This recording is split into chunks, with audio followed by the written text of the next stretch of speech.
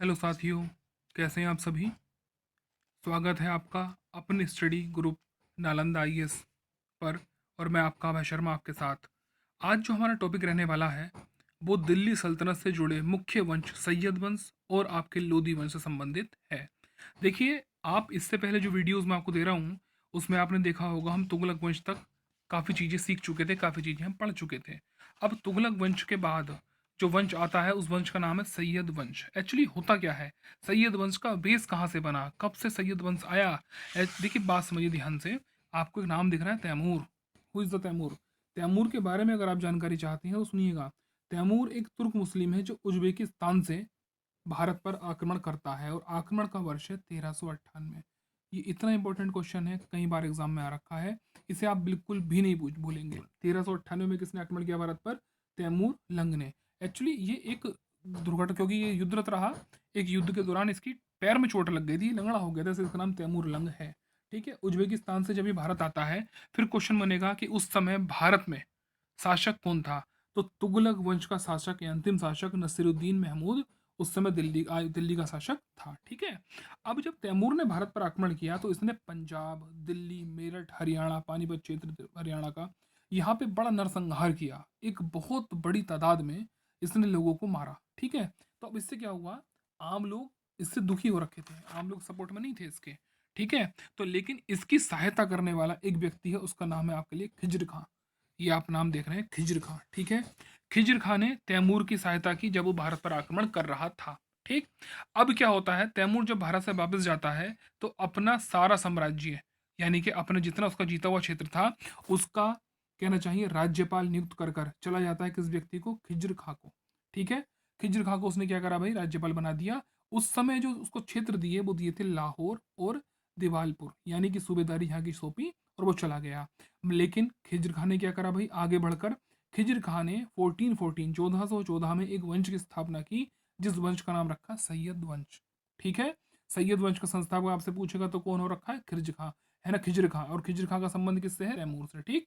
अब क्या होता है भाई, जब संस्थापक हुआ तो खिज्र खां यहीं नहीं रुका, उसने लाहौर के साथ साथ दिल्ली तक अपने साम्राज्य का विस्तार कर लिया। ठीक है। एक क्वेश्चन कई बार आता है भाई, सल्तनत काल के कौन से वंशज खुद को मोहम्मद साहब का या पैगंबर साहब का वंशज मानते हैं? तो देखना, सैयद वंश को एक ऐसा वंश है जो खुद को क्या मानता था? मोहम्मद साहब का पैगंबर, यानी कि सॉरी, मोहम्मद साहब या मोहम्मद पैगंबर मोहम्मद साहब का वंशज। ठीक है, याद रखिएगा। सैयद वंश एक ऐसा वंश है जो मोहम्मद साहब का वंशज के रूप में खुद को डिफाइन करते हैं, लेकिन इसके प्रमाण कहीं नहीं मिले। ठीक है। अब क्या होता है, खिज्र खां ने क्या करा? दिल्ली पे आक्रमण करा, दिल्ली को कब्जा लिया। उस समय दौलत खां दिल्ली में हुआ करता था। ठीक है, जो शासन देख रहा था। ठीक। अब क्या होता भैया, जब तैमूर ने भारत पर आक्रमण किया तो उस समय दिल्ली की हालत, यानी कि भारत की हालत बड़ी दयनीय कर दी गई। ठीक। अब खिज्र को शासन करना था तो इसने क्या करा, इसने दिल्ली में जो अराजकता फैली हुई थी उन दबाने के लिए बड़े बड़े अमीर वर्गों के लोगों को बड़े बड़े पद देने शुरू कर दिए। ठीक है। इसने क्या करा, उन्हें ये दिखाना शुरू कर दिया कि मैं आपके हित में हूँ, आपके मेरे सपोर्ट कीजिए, आगे शासन अच्छा चल पाएगा। ठीक। इसने एक काम और किया, इसने कभी भी खुद को राजा नहीं माना। ये जबरदस्त क्वेश्चन है जो हर एग्जाम में पूछ लेता है। इसने खुद को राजा नहीं माना, जबकि प्रतिनिधि के रूप में, यानी कि एक, कहना चाहिए, उसके उत्तराधिकारी के रूप में, तैमूर के उत्तराधिकारी के रूप में शासन किया। और कौन सी उपाधि धारण की? रैयत ए आला। रैयत ए आला बहुत बार एग्जाम में पूछा हुआ क्वेश्चन है कि रैयत ए आला उपाधि किसने धारण करी? तो खिज्र खान ने। किस वंश से संबंधित है? सैयद वंश से। ठीक है। अच्छा भाई, नेक्स्ट क्वेश्चन है आपके लिए, ध्यान से सुनिएगा पूरी बात। खिज्र खा के बाद, यानी खिज्र खा जब शासन कर रहा था यहाँ पे, तो उस समय तैमूर का पुत्र, उसका नाम है शाहरुख। तैमूर का पुत्र है शाहरुख। ठीक है। तो खिज्र खान ने क्या करा, खुद को शाहरुख का प्रतिनिधि के रूप में शासन किया भारत में। ठीक है।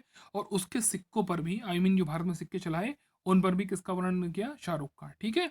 ये खिज्र खान संबंधित क्वेश्चन है। अब खिज्र के बाद क्या होता है, इसका बेटा मुबारक शाह राजा बनता है। ठीक है। मुबारक शाह शासक बनता है तो वर्ष याद रखिएगा, 1421 टू 1423, है ना। मुबारक शाह शासक बना। मुबारक शाह शासक बनते ही शासक तो बन गया वो। ठीक है। गद्दी पर बैठने के बाद इसने क्या करा, सबसे पहले सिक्के चेंज किए।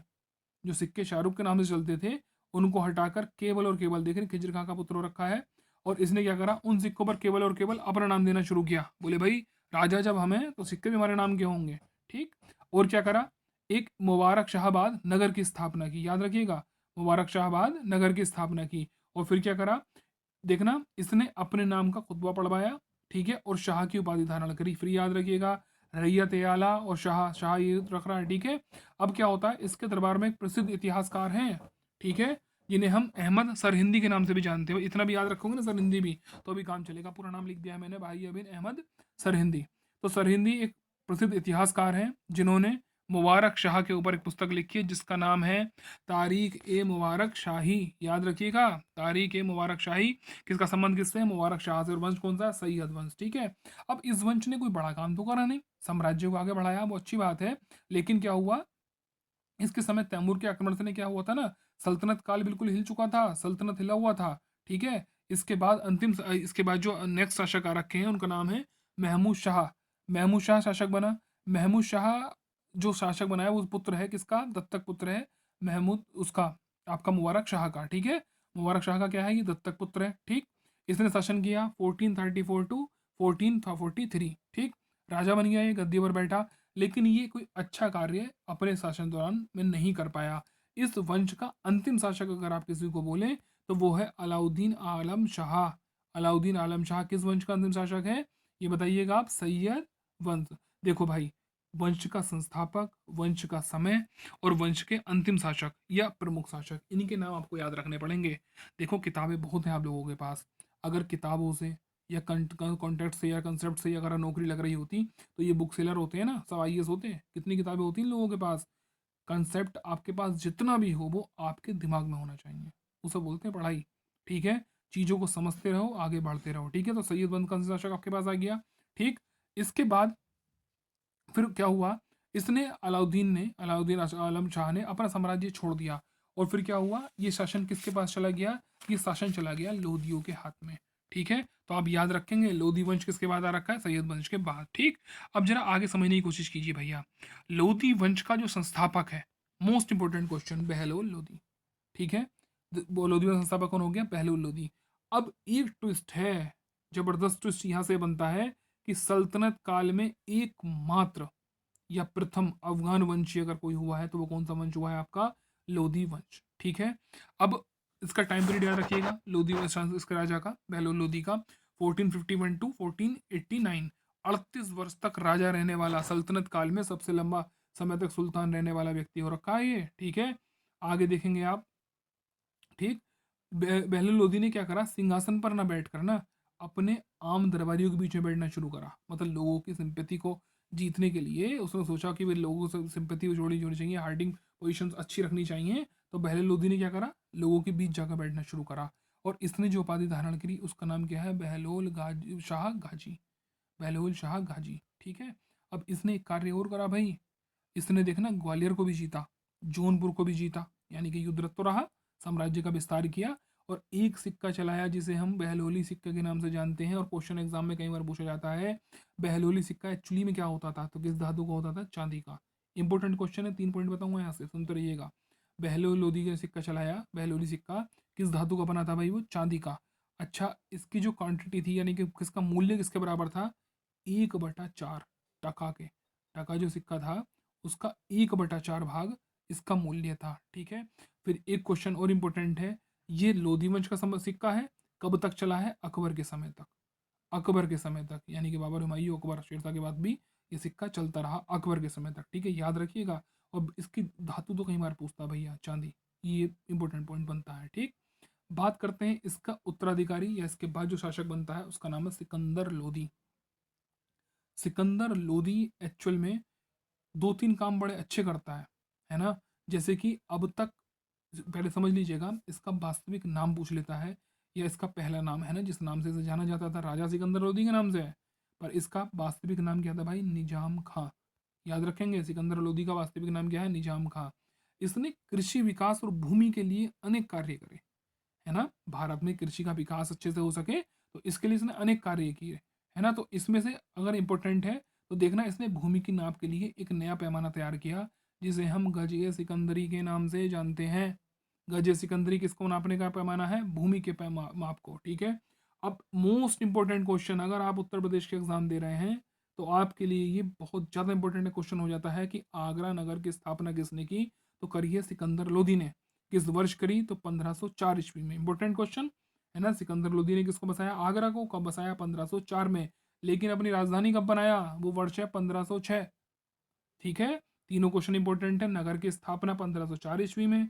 ठीक है, संस्थापक सिकंदर लोदी और वर्ष आ रखा है 1506। बार बार यूपी ट्रिपल एस पूछता है क्वेश्चन। ठीक है, और एक बात और मैं आपको बता दूं, यही वीडियो नहीं, मेरे द्वारा ईश्वर की कृपा से जितनी भी मैं आपको वीडियो प्रोवाइड करा रहा हूँ, आप किसी भी एग्जाम में उठा कर देख लेना, अगर उस टॉपिक से क्वेश्चन आएगा तो इस वीडियो से होगा ही होगा। निश्चिंत रहो, बस आपको पढ़ना है, पढ़ते रहिएगा आप लोग। स्टडी नहीं रुकनी चाहिए। घर पर हैं वो अलग बात है, सब लोग घर पर हैं, आप ही घर पर नहीं हो, पूरा विश्व घर पर रुका हुआ है।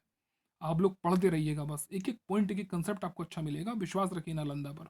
ठीक है, नेक्स्ट क्वेश्चन है आपके लिए भैया, क्या ये कुछ और अलग कार्य भी करता था? भाई ये कई बार एग्जाम में क्वेश्चन आता है कि गुलरुखी के नाम से किस व्यक्ति ने कविताएं लिखी? तो गुलरुखी के नाम से कविताएं लिखने वाला शासक हो गया सिकंदर लोदी। ठीक है, गुलरुखी के नाम से कौन कविता लिख रहा है? सिकंदर लोदी। लेकिन भाषा कौन सी है? फारसी।